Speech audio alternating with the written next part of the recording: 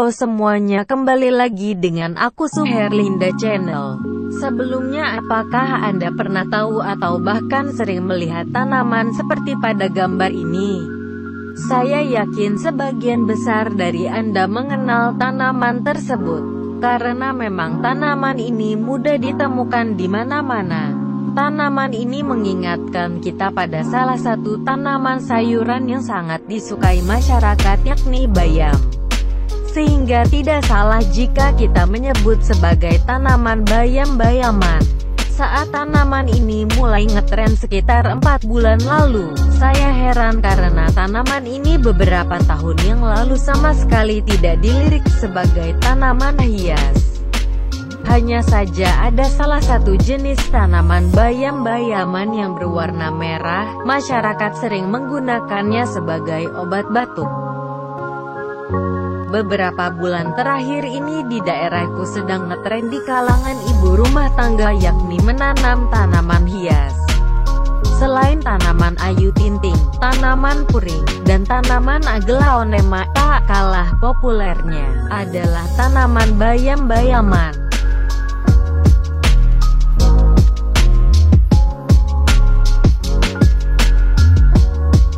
Disangka berpuluh tahun kemudian tanaman bayam-bayaman menjadi tren untuk ditanam sebagai tanaman hias. Para ibu rumah tangga yang sebelumnya tidak tertarik dengan tanam hias pun ikut-ikutan tren menanamnya.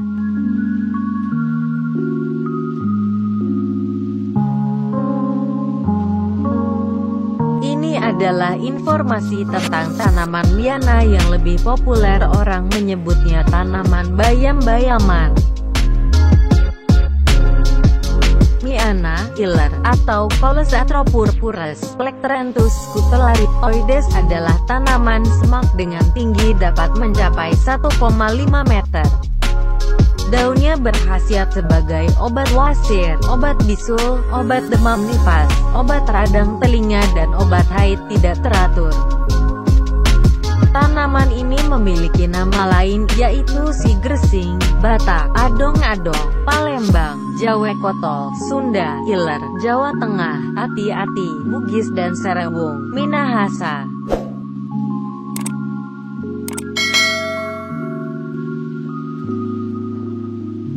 Termasuk tanaman semusim berbatang lunak dengan bentuk percabangan monopodial. Daunnya merupakan daun tunggal berbentuk bulat telur. Ujung daun meruncing dengan tepian rata dan pangkal yang tumpul. Pertulangannya menyirip dengan panjang 7-11 cm, lebar 5-7 cm, panjang tangkai kurang lebih 3 cm, dan berwarna ungu. Bunga liana merupakan bunga majemuk berbentuk tandan di ujung batang. Beberapa sumber mengatakan tanaman ini lebih sering dimanfaatkan masyarakat sebagai tanaman pembatas border atau sebagai tanaman hamparan.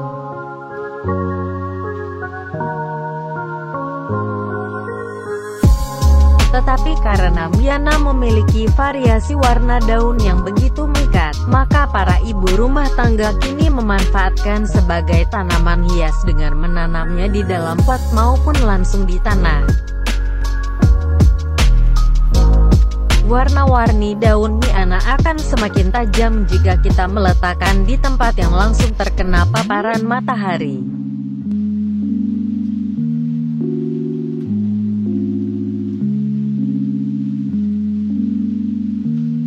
Tentu saja sebagai tanaman yang berdaun lebar dan tipis, tanaman ini banyak mengalami penguapan sehingga mudah layu. Maka sebaiknya kita menyiramnya setiap hari 1 atau 2 kali penyiraman.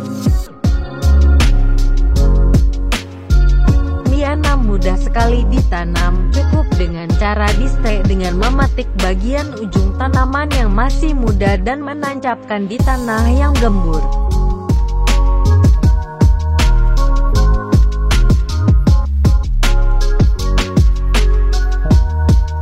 Itulah tadi informasi seputar tanaman liana atau bayam-bayaman.